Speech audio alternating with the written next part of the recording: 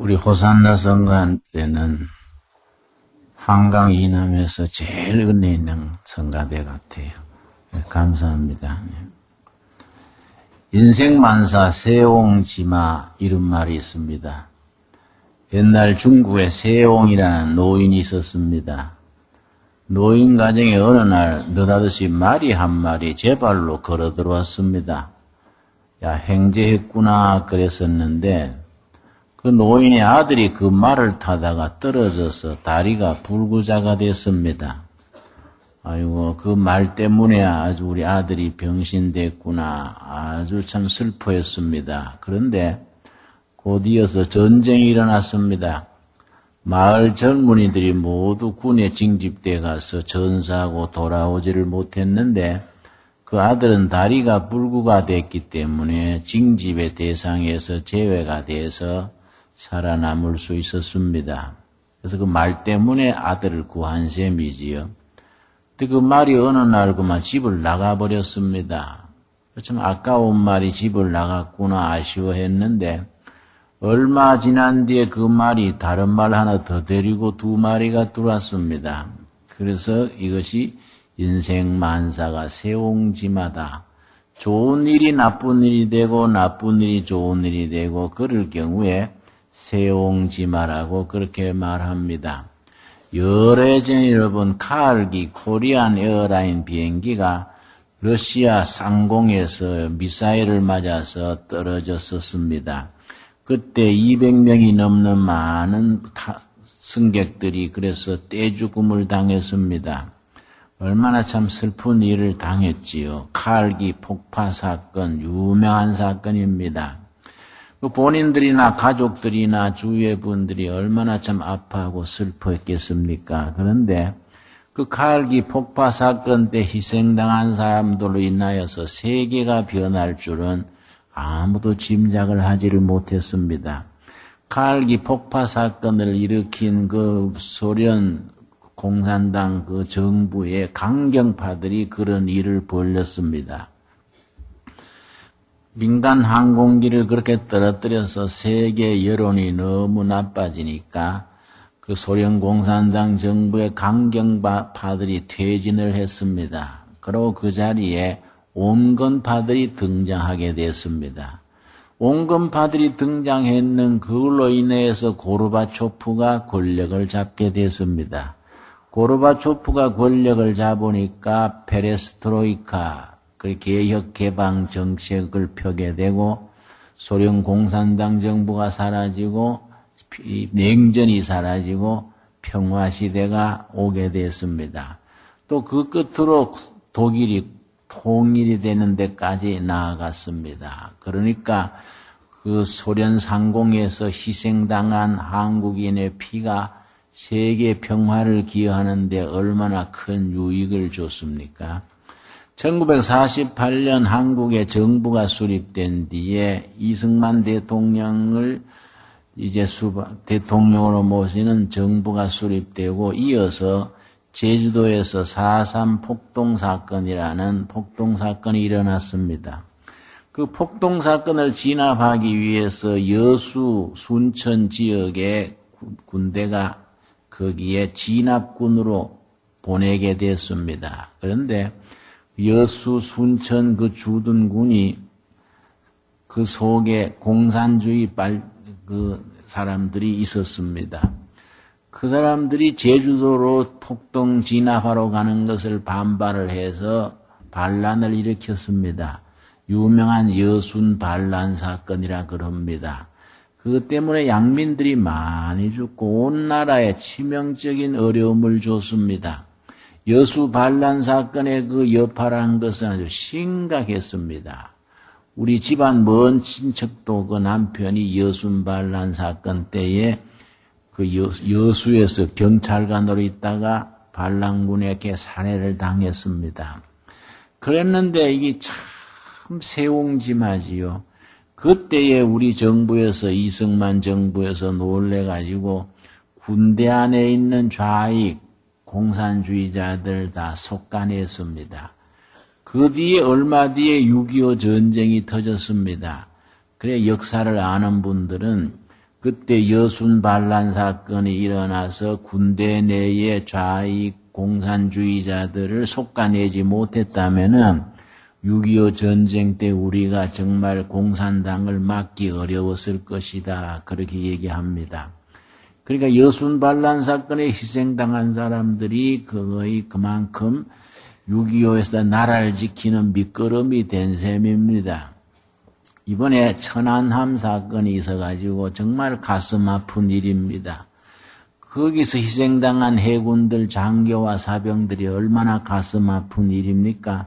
백령도 부근에서 그 배가 침몰을 당해서 많은 희생자들이 났습니다. 정말 가슴 아픈 일입니다. 그러나 우리가 지나간 역사를 볼 때에 세옹지마란 말이 떠오릅니다. 이번 그분들이 헛되이 희생당한 것이 아니라 참 가슴 아프고 정말 통탄할 일이지만은 그 해군 배에 탔던 그 사람들의 희생과 피가 밑거름이 되어서 앞으로 우리나라가 통일 한국을 이루어 나가는데 선진 한국으로 나가는데 좋은 밑거름이 될 수도 있습니다.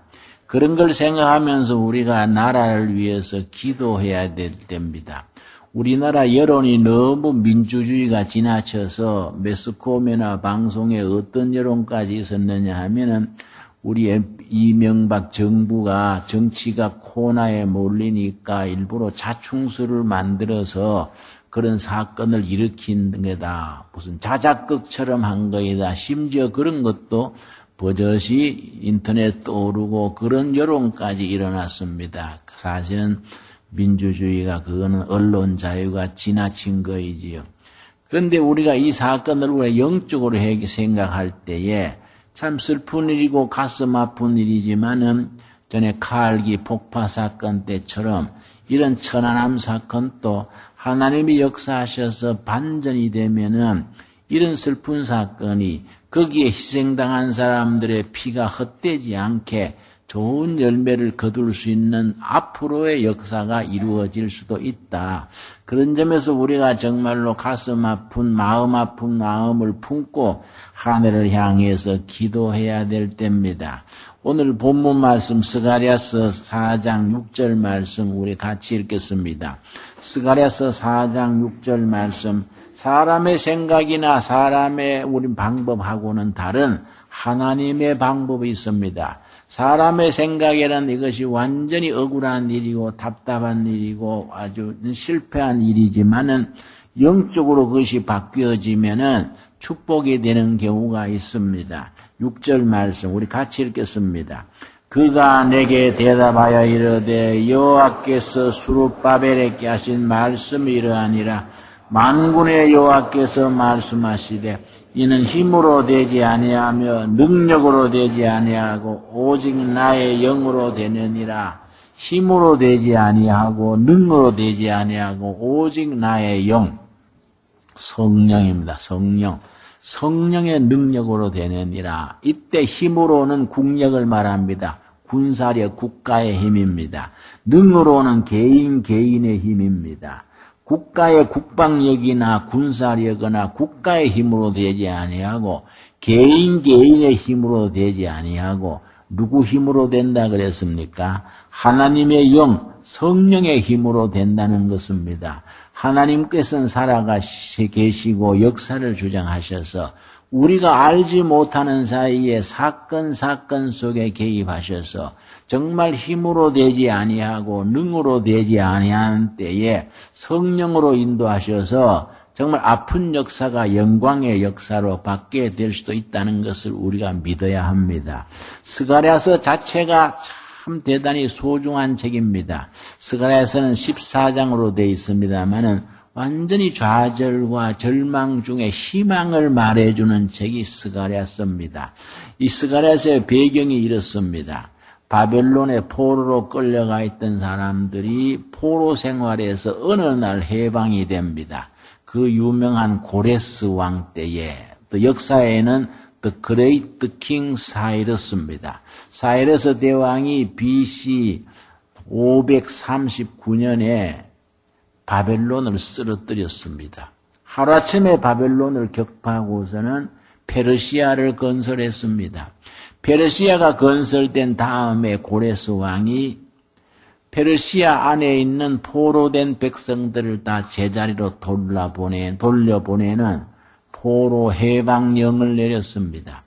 그래서 우리나라 8.15 때 일본에 가 있던 우리 교포들이 다 귀환했듯이 포로 교환 때에 포로들이 되돌아왔듯이 BC 538년에 바빌론에 포로되어 있던 백성들이 다 고국으로 돌아왔습니다. 얼마나 기뻤겠습니까? 그런데 고국에 돌아왔는데 와서 보니까 문제입니다. 성은 허물어지고 땅은 황폐해지고 옛날 예루살렘 성전 있던 자리에는 이리떼가 디슬거리고 너무너무 힘들었습니다. 그때 지도자가 수룹바벨입니다. 수룹바벨. 그 사람들이 고국에 돌아와서 먼저 예루살렘 성전 짓는 일을 시작했습니다. 그런데 성전 짓다가 너무 지쳐버렸습니다. 그래서 성전 짓는 것이 14년 동안 중단돼 있었습니다. 여러분, 한 건물을 짓다가 14년을 방치해 보십시오. 어떻게 됩니까? 그게 잡초가 내고 형편없지요. 14년 동안 건축이 중단되었을 때 백성들이 너무너무 낙심하고 탄식했습니다. 그때에 학개와 스가랴가 등장을 합니다. 그런 배경에서 스가랴 선지가 등장해가지고 낙심해 있는 백성들 앞에 좌절하고 탄식하고 이리 봐도 희망이 없고 저리 가도 희망이 없는 거기에 희망의 소식을 전하는 겁니다. 하나님이 함께 하시면 된다. 힘으로 되지 아니하고 능으로 되지 아니하지만은 나의 영으로 성령으로 되느니라. 어떤 사람들이 그 일에 쓰임 받느냐? 14장입니다. 14장. 스가랴서 14장 16절 말씀에 그런 좌절과 낙심, 탄식 속에서 희망의 역사를 말해주는 겁니다. 절망의 역사가 희망의 역사로 완전히 밑바닥에 떨어진 바닥에서 새로운 희망의 싹을 치우는 겁니다. 희망이 역사, 새로운 역사가 누구를 통해서 시작되느냐? 이게 우리 둘의 가족들의 신앙 고백이 되고 사명감이 돼야 됩니다. 스가랴서 14장 16절입니다. 예루살렘을 치러왔던 이방 나라들 중에 그다음 뭐라 그랬습니까? 남은 자입니다. 남은 자. 요 말이 중요합니다. 요 밑에다가 줄을 칩시다. 남은 자. 남은 자가 해마다 올라와서 그 왕 만군의 여호와께 경배하며 초막절을 지킬 것이라. 14년 동안 예루살렘 성전 공사가 중단돼 있었는데 백성들이 낙심해서 이리저리 흔들리고 휘둘렸었는데 남은 자가 등장한다. 남은 자가 등장한다. 어디서 오느냐? 포로로 끌려갔던 그 자리에서 돌아와가지고 그 남은 자, 영어로는 렘넌트입니다. 렘넌트. 신학적으로 대단히 중요한 개념입니다. 그 렘넌트, 남은 자들이 새로운 역사를 일으킨다. 좌절에서 희망을 일으킨다. 완전히 패배한 자리에서 영광의 역사를 다시 일으킨다. 그 남은 자들이 역사를 일으킨다. 이게 이 본문이 가지는 스가랴서의 주제가 됩니다. 여러분, 세옹지마란 말을 했습니다마는 우리 하나님의 역사는 사람들의 실패, 사람들의 좌절, 사람들의 아픔 속에서 영광의 역사를 일으켜냅니다. 우리가 이 시대에 한국 교회와 이 백성 세계에 남은 자로서 자리매김하고 남은 자로서 쓰임 받을 수 있게 되기를 바랍니다. 그런 확신을 가지면은 현실을 극복할 수 있는 힘이 거기서 나오는 겁니다. 우리가 이 시대의 남은 자다. 하나님께서 새로운 시대, 새로운 역사, 영광의 역사, 희망의 역사를 만들어가기 위한 하나님이 준비해 놓으신 도구, 남은 자들이다. 이런 생각을 가지고 우리 스가랴서의 핵심 중에 핵심 크라이막스가 14장 20절 21절입니다. 21절 보겠습니다. 그런 남은 자들이 하나님의 영, 성령님의 인도하심을 받아서 새로운 역사를 창출하는데 어떤 역사냐? 20절 그날에는 말방울에까지 여호와께 성결이라 기록될 것이라. 여러분 말은 전쟁의 짐승입니다. 말의 목에 닿는 말방울까지 하나님의 역사에 쓰임받는 거룩한 도구가 되어질 것이다. 여호와의 전에 있는 모든 솥이 제단 앞 주발과 다름이 없을 것이니라. 21절 말씀 집집마다 걸려있는 보잘것없는 솥이 하나님 성전에서 제사 드리는 성물을 끓이는 솥으로 바뀌어질 것이다. 이 속에 영감이 들어있는 말씀입니다. 이런 말씀 평소에 읽으면서 깊은 영적 상상력, 영감을 가지고 읽어야 됩니다. 여러분 대충 성경 읽을 때 무슨 소풀 뜯어 먹듯이 대충 읽어 나가면 거기 의미가 가슴에 전달되지를 못합니다. 21절 우리 한번 같이 읽겠습니다. 예루살렘과 유다의 모든 솥이 만군의 여호와의 성물이 될 것인즉 제사 드리는 자가 와서 이 솥을 가져다가 그것으로 고기를 삶으리라. 그날에는 만군의 여호와의 전에 가난한 사람이 다시 있지 아니하리라. 이 말이 무슨 말입니까? 예루살렘의 유다에 있는 주방에 있는 보잘것없는 솥들이 하나님의 역사를 이루는 데 쓰임받는 솥으로 거룩한 솥으로 바뀐다는 겁니다. 여러분 솥 얘기를 하는 게 아닙니다. 말방울 얘기하는 거 아닙니다. 우리 백성들을 말하는 겁니다. 여기저기에 보잘것없는 사람들이 별 볼 일 없이 살아가던 그런 뒤처진 사람들이 하나님의 역사, 새로운 역사, 희망의 역사를 만들어내는 일에 하나님의 도구로 쓰임받는다는 겁니다. 그 사람들을 남은 자라고 말하는 겁니다. 그 사람들이 남은 자가 되어서 탄식하는 자리에 희망을 만들어내고 좌절하는 자리에서 영광을 일으켜 세워서 새로운 시대를 만들어낸다는 겁니다. 여러분 이런 영적 영감을 가지고 성경을 읽으면은 그 성경이 우리 가슴에 다가오는 겁니다. 바로 우리 자신에게 주시는 말씀으로 다가오는 겁니다. 여러분 그런 점에서 이 스가랴서가 대단히 탁월한 책입니다. 여러분 스가랴서 14장 속에 오실 메시아 구원의 역사를 일으키시기 위해서 오실 메시아에 대한 말씀이 곳곳에 흩어져 있습니다. 마치 모래벌판에다가 진주 보석을 뿌려놓은 것과 같이 구석구석에 오실 메시아에 대한 메시지가 숨어 있습니다. 3장 8절을 보겠습니다. 스가랴서 3장 8절 말씀 대제사장 여호수아야 너와 너 앞에 앉은 너 동료들은 내 말을 들을 것이니라. 이들은 예표의 사람들이라. 하나의 심볼이다. 이그젠플이다. 예표다. 무슨 예표냐? 내가 내 종 싹을 나게 하리라. 내 종 싹은 누구를 말합니까? 오실 메시아. 새로운 역사를 만들어내는 싹입니다. 새로운 희망을 일구어내는 싹입니다. 오실 메시아를 말합니다.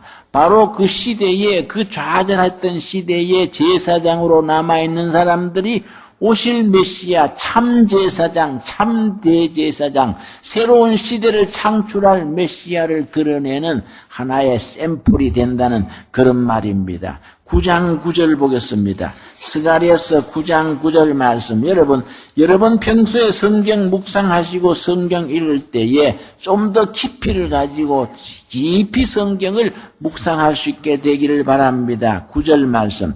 시온에 따라 크게 기뻐할지어다. 예루살렘에 따라 즐거이 부를지어다. 보라 너 왕이 너게 임하시나니 그는 공의로우시며 구원을 베푸시며 겸손하셔서 그다음 같이 읽겠습니다. 나귀를 타시나니 나귀의 작은 곳 곧 나귀 새끼니라. 나귀 타고 예루살렘에 입성하시는 왕 누구를 말합니까? 여러분 6월절에 예수님이 예루살렘 성으로 입성하셨습니다. 백성들이 호산나 호산나 그러며 평화의 왕으로서 영접했습니다. 그걸 수백 년 전에 스가랴에서 미리 말해주는 겁니다. 그러니까 보통 책이 아닌 겁니다. 여러분 11장 11절을 보겠습니다. 스가랴서 11장 11절 말씀. 그래서 우리가 성경을 읽을 때에 그런 영적 안목을 가지고 성경을 깊이 읽어서 가슴에 뜨겁게 와 닿을 수 있어야 이 성경이 살아있는 책으로 우리에게 다가옵니다. 11장 11절 말씀. 자, 12절부터 읽겠습니다. 내가 그들의 길에 대해 너희가 좋게 여기거든 내 품삯을 너게 주고 내게 그렇지 아니하거든 그만두라. 그들이 곧 뭡니까? 은 30개를 달아서 내 품삯을 삼은지라. 13절 여호와께서 내게 이르시되 그들이 나를 헤아린 바 그 삭슬 토기장이에게 던지라 하시기로 내가 곧 그 은 30개를 여호와의 전에서 토기장이에게 던지고. 여러분 은 30개의 거래가 돼서 팔린 분 누구를 말해줍니까? 여러분 은 30개에 팔린 예수님을 말해줍니다. 요셉은 은 몇 개에 팔렸습니까? 은 20개에 팔렸지요. 예수님은 은 몇 개에 팔렸습니까? 30개에 팔렸습니다. 값 차이가 왜 그래 나겠습니까? 시간이 지나면 인프레라는 게 되는 겁니다, 여러분. 그래서 세월이 지나니까 인프레가 돼서 예수님은 또 올라갔습니다. 스가랴서에서 그걸 지금 말해주는 겁니다. 우리가 구약 성경 스가랴든 시편이든 창세기든 읽으면서 그런 말씀을 읽을 수 있는 안목이 있어야 됩니다. 12장 10절 보겠습니다. 12장 10절 말씀. 내가 다윗의 집과 예루살렘 주민에게 은총과 강구하는 심령을 부어주리니 그들이 그 찌른 바 그를 바라보고 십자가에서 옆구리에 찔리신 예수님을 말해줍니다. 그를 위하여 애통하기를 독자를 위하여 애통하듯 하며 그를 위하여 통곡하기를 장자를 위하여 통곡하듯 하리로다. 십자가에서 찔리시고 고난당하시는 예수님을 바라볼 때 아파하는 그 가슴들을 말해줍니다. 여러분 스가랴서는 위대한 책입니다. 여러분 예루살렘에 귀환했는데 기대하던 영광은 사라지고 거기에 좌절과 가뭄과 빈곤, 건축하던 성전도 14년이나 방치되어 있고 백성들은 보호받지 못하고 우왕좌왕 헤맵니다. 그런 때에 스가랴 선지를 통해서 아니다. 남은 자가 있다. 남은 자를 통해서 말방울까지도 하나님의 거룩한 역사를 만드는 선물이 되어질 것이고 가정마다 걸려있는 보잘것 없는 솥단지가 하나님의 제사에 쓰임받는 거룩한 단지, 거룩한 역사, 새로운 역사를 만들어내는데 보물처럼 쓰임받게 되는 그런 시대가 온다. 희망을 말해주는 겁니다. 새로운 역사, 새로운 가능성을 말해주는 겁니다. 완전히 버려졌던 사람들, 이 집 저 집에 망아버린 나라의 솥단지가 뭐이 그래 볼품이 있겠습니까? 그렇게 망아버린 나라에 부엌에 걸려있던 솥단지 같이 버려진 사람, 다시 말씀드리거니와 이 본문 말씀이 그냥 솥단지를 말해주는 게 아닙니다. 그냥 말에 목에 걸려있는 방울을 말하는 게 아닙니다. 하나님의 백성들을 말합니다. 어떤 백성입니까? 남은 자로서 쓰임받는 백성입니다. 여러분 그런 말이 있지요. 기립바시 인생입니다. 기립바시. 일본 말입니다. 기립바시가 뭡니까?